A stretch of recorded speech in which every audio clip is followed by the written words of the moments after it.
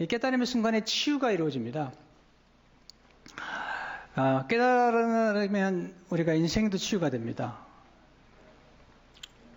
심지어는요, 나만 문제가 있는 게 아니라 다 문제가 있다는 것만으로도 치유가 됩니다. 이게 굉장히 중요한 통찰력인데요. 사람이 다 그렇구나 라는 것이죠. 그때 문제를 보는 시각이 달라집니다. 문제를 보는 시각만 달라져도 순식간에 모든 문제 해결됩니다. 이게 이제 결혼생도 마찬가지인데 남편 너무 힘들다고 생각하다가 그래도 살아있는 게 낫지 라는 열림이 생각되면요, 갑자기 보는 시각이 달라집니다. 그리고 이제 문제 해결책이 떠오르는 거죠. 어떤 각성의 순간에 경험이 되는 거죠. 쉽게 가면은 눈이 밝아지는 거예요. 내가 지금 어두운데 갑자기 혼돈스러운데 눈이 밝아지는 거죠. 그래서 총명, 어떤 명철이라고 할 때 거기에 쓰는 한자가 밝은 명이에요. 밝아지는 거죠. 성령은 빛으로 오시는데 성령께서 우리 안에 들어오셔서 빛을 비춰주는 순간에 어둠이 밝아지는 경험을 하는 것입니다. 그때 점점 이해가 깊어져 가는 거예요. 여러분, 이해도요, 점점 깊어져 가는 거예요. 그래서 정말 이해가 깊어져 갈 때 그런 단계를 원만한 이해의 부요란 말을 씁니다. 그러니까 보통 이해가 아니라 점점 이해가 깊어져 가지고 완전한 이해에 들어가고 그리고 깊은 이해에 들어가는 경험을 하는 거예요. 골로새 2장 2절을 보게 되면 이는 저희로 마음의 위안을 받고 사랑 안에서 연합하여 원만한 이해의 모든 부요에 이르러 하나님의 비밀인 그리스도를 깨닫게 하려 함이라. 자, 이런 인생의 깨달음이 점점 열려가지고 이해에 충만한 이해 속에 들어가는 거예요. 그렇구나. 이게 점점 깨닫는 거야. 그렇구나. 이렇게. 이런 순간들이 참 놀라운 순간들이죠. 제가 정말 교회에 나가게 된 배경은 예수님은 알아서 나간 게 아니에요. 제가 고등학교 다닐 때 보니까 이런 생각이 드는 거죠, 문득. 문학서적을 읽거나 예수를 보게 되면 로마 그리스 신화를 모르거나 성경을 모르면 문학이나 예술을 알 수가 없는 거예요. 왜냐하면 예술의 모든 주제가 사실은 예수님과 관련되어 있는 게 많거든요. 또 성경과 관련된 게 많기 때문에 사실은 하나님을 알기 위해서 간 게 아니라 좀 상식과 교양을 얻기 위해서 교회 갔는데 가서 예수님을 만난 거죠. 예수를 만났는데 예수님을 만나는 순간 저는 예수님이 나를 구원하셨구나. 십자가에서 나를 위해서 돌아가심으로 내가 구원을 받았구나고 하는 구원자 예수님을 먼저 만났어요. 그것도 놀라운 거죠. 4대 성인이 아니라 예수님께서 이 땅에 오셔서 나의 죄를 용서해 주시고 십자가에서 나의 모든 죄를 용서하시고 내 인생에 새로운 길을 열어주셨다는 것, 이것 자체도 참 놀라웠는데요. 나중에 성경을 깊이 읽다 보니까 그 예수님이 구속자뿐만 아니라 하나님이시라는 거예요. 더 놀라운 사실은 이분이 천지를 창조하신 분이라는 거예요. 창조주시라는 거죠. 그러니까 점점점 예수 그리스도의 그 원만한 이해 속으로 들어가다 보니까 그 예수 그리스도 속에 담겨진 풍요로운 것들을 깨닫게 되는 것입니다. 성령이 오시지 않으면 이게 열리질 않습니다. 눈이 확 열려서 이렇게 보여야 되는데 교회 아무리 나와보세요. 성령께서 도와주지 않으면 깨닫지 못합니다. 눈이 열리지 않아요. 설교에 감동이 없는 거예요. 성령께서 오셔야지만 가능하죠.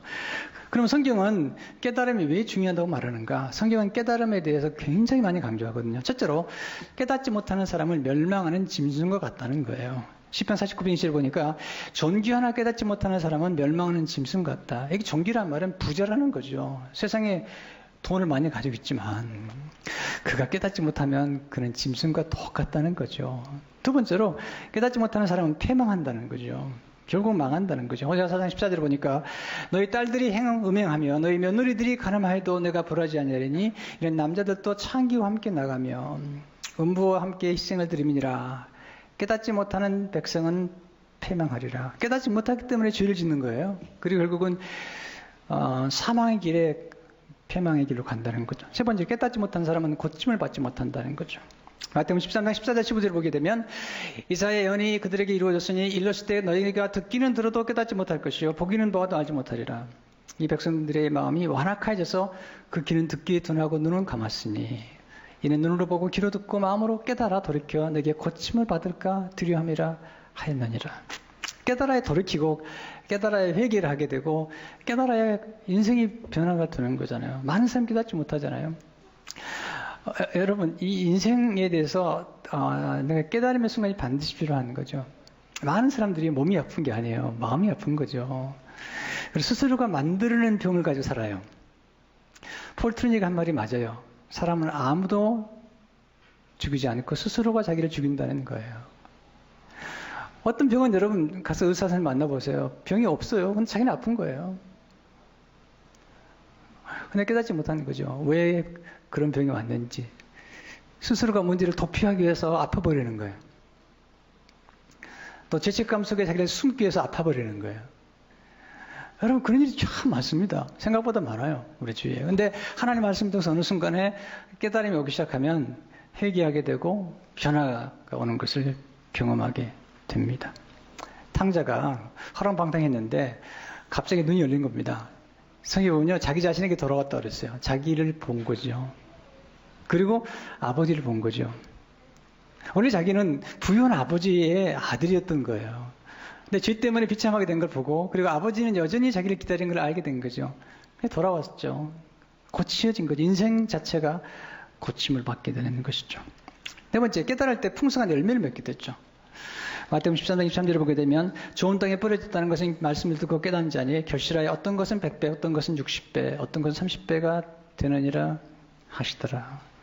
말씀을 듣고 깨달아야 결실을 맺게 되고, 그래야만이 다섯 번째, 깨달을 때 하나님께 영광을 돌리게 됩니다. 왜냐하면 깨달아야만이 열매를 맺게 되고 그래야만 하나님께 영광을 돌리겠죠. 요한복음 15장 8절에 보면 내가 열매를 많이 맺으면 내 아버지께서 영광을 받으실 것이요 너희는 내 제자가 되리라. 열매가 뭘까요? 하나님의 뜻을 이루는 거예요. 여러분과 저는 각각 이 땅에 태어날 때 하나님이 우리 각자에게 주신 독특한 뜻이 있는 거예요. 그 뜻을 이루는 것을 가장 기뻐하는 거죠. 모세는 출애굽, 이스라엘 백성을 출애굽시키는 거고, 여호수아는 가나안 정복을 하는 거고요. 또 솔로몬의 경우는 솔로몬은 성전을 건축하는 거예요. 시대마다 하나님께서 주신 그런 일이 있는데, 우리 주님은 십자가 일을 감당하심으로 하나님께 영광을 돌린 거죠. 요한복음 10장 4절에 보니까 아버지께서 내게 하라고 주신 이 일을 내가 이루어 아버지를 이 세상에서 영화롭게 하였사오니. 네 번째, 깨달을 때 시대의 흐름을 읽을 수가 있습니다. 다니엘은 시대의 흐름을 읽었거든요. 왕들의 꿈을 통해서 시대의 흐름을 읽었습니다. 이게 굉장히 중요한 거죠. 시대의 흐름을 읽어야만이 그 미래를 예측할 수가 있기 때문이죠.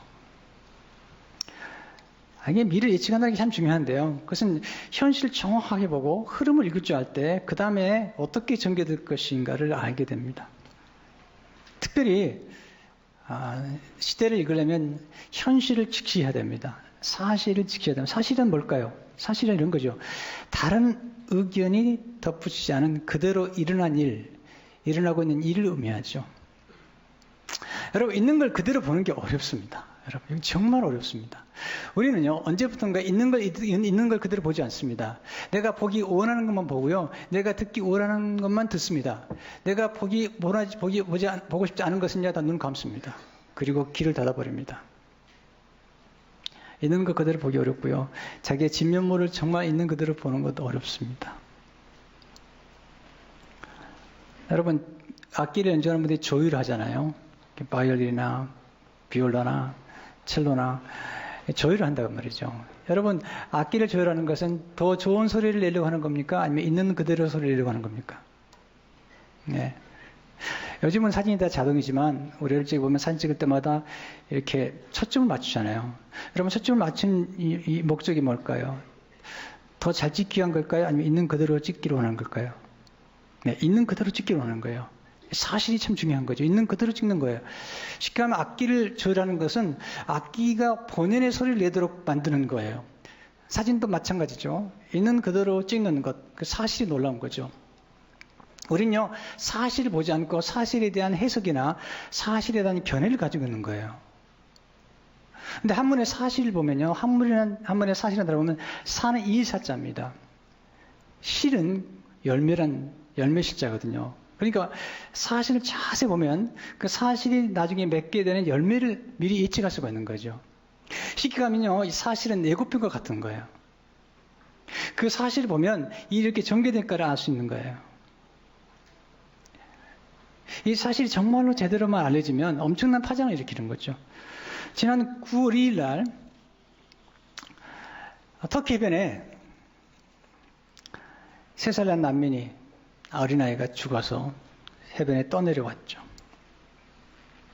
에이란 쿠르드라고 하는 어린 소년이었습니다. 이 쿠르드 가족은 원래 시리아에 살았던 사람들인데 IS가 공격에 들어오면서 그런 코바니를 점령하자 떠나서 터키로 이주해 왔는데 그들이 거기 살 수 없으니까 이제 그리스의 코스 섬으로 가는 중에 보트를 타고 가다가 보트가 뒤집히는 바람에 아이가 죽게 된 거죠. 그때 한 사진 기자가 참 놀라워요. 사진의 파워가 굉장한 거예요. 한 사진 기자가 그 모습을 담아서 올렸는데 전 세계 사람들의 가슴을 때린 거예요. 그리고 사실을 보게 만들었습니다. 진실을 보게 만들었습니다. 그게 뭐죠? 어른들의 탐욕이라는 겁니다. 나라 간의 탐욕.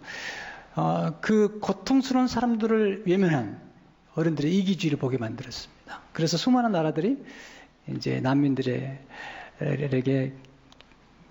문을 열어서 기회를 주는 일들이 생겼고 유럽뿐만 아니라 미국도 많은 난민들을 받아들이기로 결정을 하고 있습니다.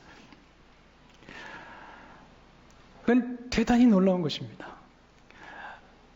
그 사진 기자의 그 한 장의 사건이 그것도 특별히 3살짜리 어린아이의 죽음 앞에서 그 사실을 보도한 것 때문에 수많은 사람들의 마음을 움직인 것을 보게 됩니다.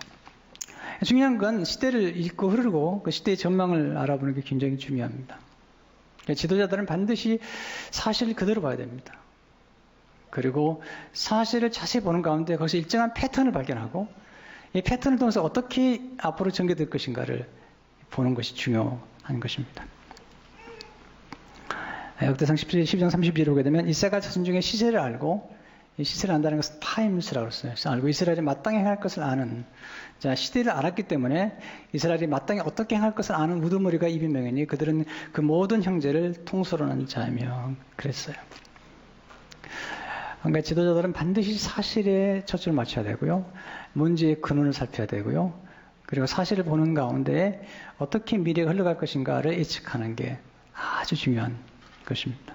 그게 총명한 것이고 그걸 우리는 통찰이라고 말하는 것입니다. 여기서 두 번째 배우는 것은 깨달음이 어떻게 임하는 걸 아는 것이죠. 그럼 깨달음이라는 게 어떻게 우리가 원하는 거죠. 어떤 사람이 깨달음을 원하는 거죠. 실제로 깨달음 얻기 위해서는 겸손해야 된다는 거죠. 겸손. 그래서 영어의 understand라는 말은 under, 아래, stand, 서는 거죠. 위에 서는 게 아니라 아래 선다는 거죠. 자기를 낮추는 거죠. 네. 쉽게 하면 아래로 내려가야지, 겸손해야지 문제의 뿌리를 보는 거죠. 이 일은 뭘까요? 이 일은 사물을 아래 서서 밑바닥부터 보는 거예요. 쉽게 하면 뿌리부터 살피는 것이 바로 이해인데 그러기 위해서는 자기를 낮추는 것이 필요한 겁니다. 내가 명체라도 생각하지 말고 자기를 낮춰서 understand, 아래에 서서 상대방을 바라볼 때만이 가능한 것이죠.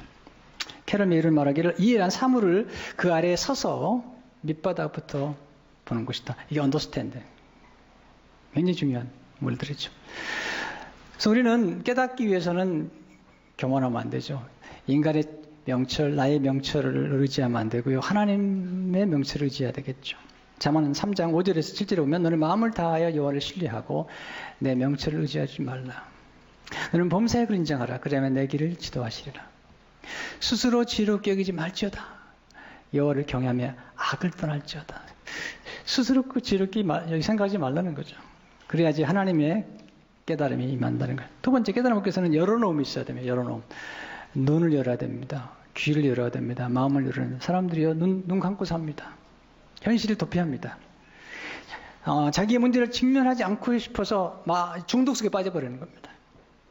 귀를 닫고 사는 거예요. 많은 사람들이. 정말 눈을 열어야 됩니다. 어린아이처럼 순수한 마음을 가져야 됩니다. 우리가 성장하는 과정에서요, 무시하는 걸 배웠어요. 왜냐하면 내가 부담이 되거나 힘든 건 다 무시해버리는 거죠. 고통스럽고 가난한 사람들을 보고도 무시해버립니다. 왜? 직면하면 괴로우니까. 기도 막아버립니다. 성령님 오실 때 우리는 진정한 우리 자신의 모습을 보기 시작하는데, 그런 얻기 위해서는 열어놔야 됩니다. 마음을 열어야 되는 것이죠. 열어놓는 게 뭘까요? 깨어있는 거예요. 깨어있는 거죠. 그래야지 보이는 거죠. 깨어있는 게 뭘까요? 주의를 기울이는 겁니다. 관심을 가지고 주의를 기울여야지 보게 되고, 그래 듣게 됩니다. 특별히 열어놓는다는 말은요, 거룩한 기대 속에 살아가는 거예요. 어느 순간에 임하는 이 깨달음, 물론 한순간에 임하는 건 아니지만, 우리가 기도하고 묵상하는 중에 임하는 거지만, 그러나 어떤 빛이 들어오는 때가 있는 거죠. 저도 보면요, 이게 어떤 통찰을 얻기 위해서는요, 굉장히 많은 과정을 거칩니다. 제가 설교 한 편을 준비하지만, 처음에는 자료를 모집합니다. 관찰합니다. 그 다음에 고찰합니다. 고찰은 뭐냐면 숙고하는 거예요. 관찰하고 깊이 고찰합니다. 그리고 통찰을 얻게 됩니다. 아, 이런 거구나. 거기서 끝나지 않습니다. 성찰합니다. 어떻게? 내가 지금 통찰한 것이 하나님과 어떤 관계가 있는 것인가? 내가 아무리 탁월한 통찰을 가졌다 하더라도 하나님과 상관이 없거나, 그리고 하나님의 뜻과 상관이 없다면 그 통찰은 별로 의미가 없는 거죠. 지극히 이기적인 거라면.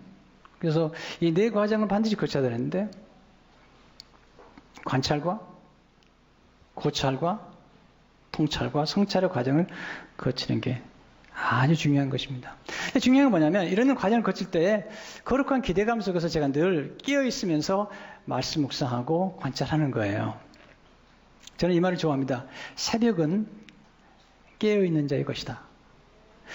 새벽은 깨어있을 때 새벽에 깨어있는 사람에게만 주신 약속이 있었거든요. 성경은 하나님께서 새벽에 내가 도우시라고 약속하셨잖아요. 새벽에 주는 영감이 있습니다. 새벽에만 얻을 수 있는 지혜가 있는 거죠. 새벽에만 얻을 수 있는 하나님의 도우심이 있는데, 새벽을 깨우지 않으면 하나님의 새벽에 주신 도움을 받을 수 없는 거죠. 낮에 주는 도움과 새벽에 주는 도움이 달라요. 낮에 얻는 영감과 다르거든요. 그 영감, 아주 프레시한 영감과 통찰을 얻는데 새벽을 깨운다는 거예요. 새벽은 깨어있는 자의 것이거든요. 여러분, 깨어있다는 것은 그런 거죠. 기대감을 가지고 살아가는 거예요. 네. 이렇게 깨어있게 되면 경이로움을 경험하게 됩니다. 와, 이런 걸 많이 경험하게 되죠. 우리 일상 속에 담겨있는 하나님 놀라운 뜻들을 보기 때문이죠. 세 번째, 깨달음을 얻기 위해서는 깨어짐이 있어야 됩니다. 깨어짐. 고난. 네. 반드시 필요한 겁니다. 우리는 깨어지기를 원치 않습니다. 또 우리는 깨닫기도 원치 않습니다. 왜냐하면 깨달으면 내가 바꿔야 할 게 많기 때문에. 그래서 앤소니 드멜로라고 하는 영성가는 이렇게 기록하고 있습니다. 깨침은 곧 깨달음이나 깨어짐은 괴로운 일이다. 사실 깨어나기 시작하면 많은 고통을 겪습니다. 자신의 환상이 깨어지기 시작하여 자기가 이렇게 세웠다고 생각한 모든 것들이 무너지는 걸 본다는 것은 고통스럽습니다. 그런 것이 회개입니다. 그런 것이 깨어나는 것입니다.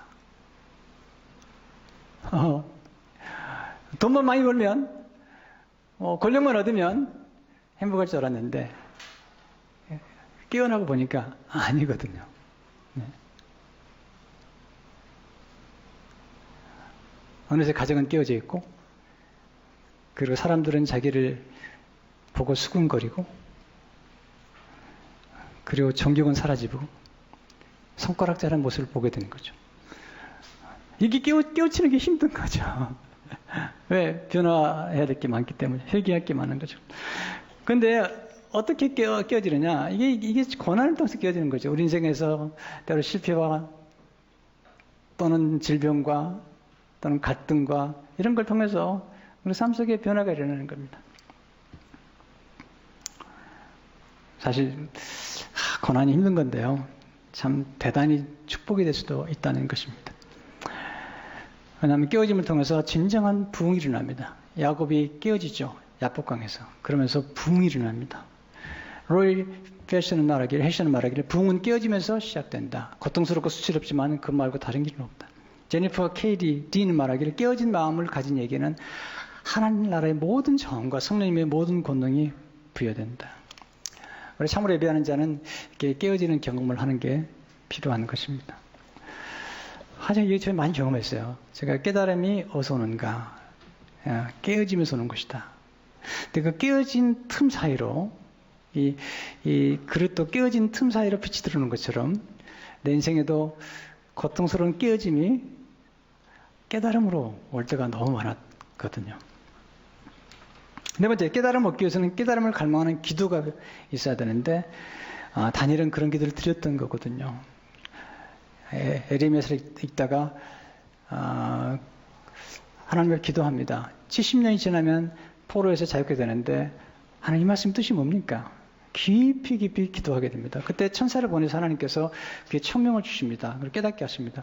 다니엘서 9장 21절 23절을 보니까 곧 내가 기도할 때에 이제는 환상 중에 본 그 사람 가브리엘이 빨리 날아서 저녁제사를 드릴 때쯤에 내게 이르더니 내게 가르치며 내게 말하되 다니엘아 내가 이제 내게 지혜와 총명을 주려고 왔느니라. 곧 내가 기도를 시작할 즈음에 명령이 내렸으므로 이제 내게 알리러 왔느니라. 나는 크게 은총을 입은 자니라. 그러지 나는 이 일을 생각하고 그 환상을 깨달았주니라. 자, 총명이 임했는데 그 다음에 하는 말이냐면 consider the message. 이 메시지를 생각하라는 거예요. 깊이 숙고하라는 겁니다. 그리고 understand the visions. 그리고 나서 환상을 이해하라는 거죠. 그럼 다니엘이 본 환상을 이해한 게 뭘까요? 다니엘이 뭘 봤냐면 시대 흐름을 본 거잖아요. 그 당시에 바빌론, 그 다음에 메데바사, 페르시아죠. 네.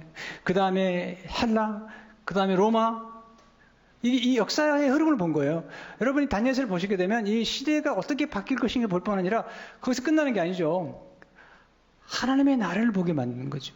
에스겔에서 하나님의 영광이 나타나면 다니엘은 하나님의 나라를 얘기하면서 장차 지금 바벨론이 큰 권세를 가진 것 같지만 장차 헬라 사람들이 큰 권세를 가지고 있는 것 같지만 로마가 가진 아니라는 거죠. 하나님의 나라가 임할 텐데 그 하나님의 나라는 예수 그리스도께서 오심으로 가능한 건데 그분이 오시게 되면 죄가 끝이 나고 용서가 일어나고 그리고 놀라운 하나님의 의가 임한다는 거죠. 다니엘서 9장 24절을 보게 되면 내 백성과 내 거룩한 성을 위하여 이른 이래를 기한으로 정하였나니 이게 환상이죠.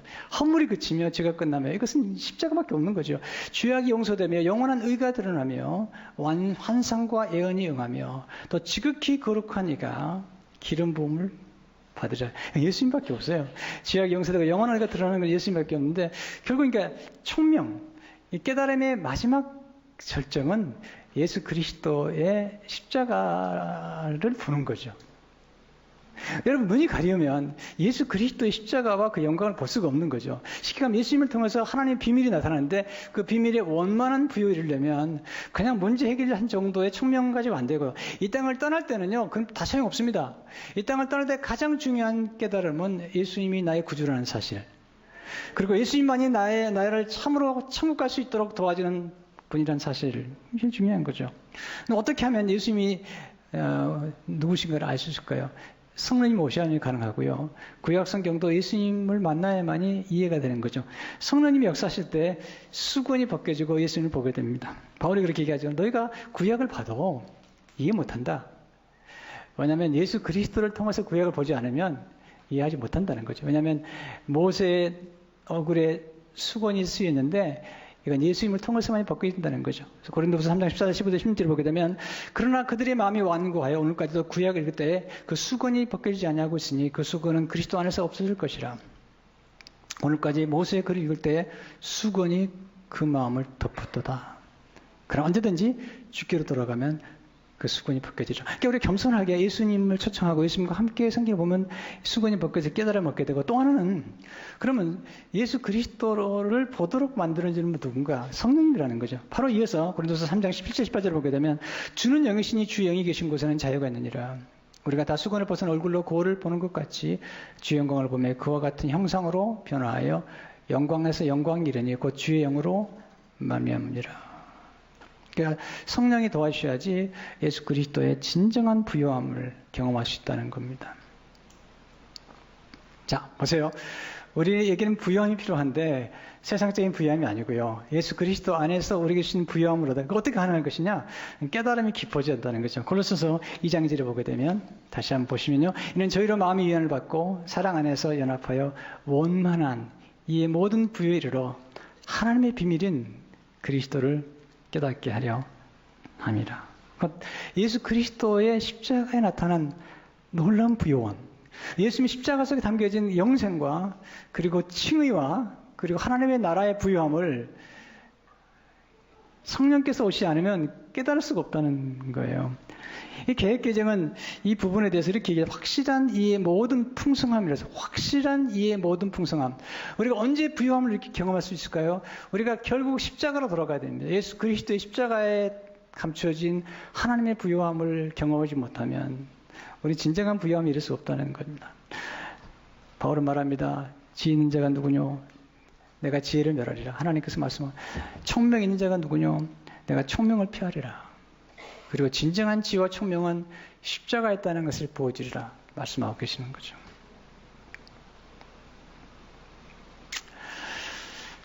저는 이 총명에 대해서 관심이 많은 사람이죠. 저는 문제를 해결해 주는 걸 좋아하는 사람이에요. 그러나 인생의 가장 근본적인 문제는 어디 있냐면 그 뿌리는 어디 있냐면 죄에 있는 거잖아요. 인간의 이기심과 탐욕이 있는 거잖아요. 근데 이 죄의 문제를 해결할 수 있는 분은 예수 그리스도밖에 없고 예수 그리스도의 십자가밖에 없는 거죠. 바로 거기에 하나님의 놀라운 부요함이 담겨 있다는 거예요. 오늘 이 말씀을 우리에게 하나님 주시기 원하시는 거죠. 여러분 기억하세요. 성령께서 오셔야만이 깨달음을 얻게 되고요. 그 깨달음을 얻을 때 우리는 진정한 치유 속에 들어가고 그것이 끝나는 게 아닙니다. 놀라운 미래를 향한 전진을 할 수가 있게 되는 것입니다. 성도 여러분, 기도하는 가운데 총명을 얻으시길 바랍니다. 그리고 문제의 근본을 가지고 해결할 뿐만 아니라 예수 그리스도의 십자가에 있는 부요를 깨달아 남은 생애가 복되시기를 주의 이름으로 축원합니다.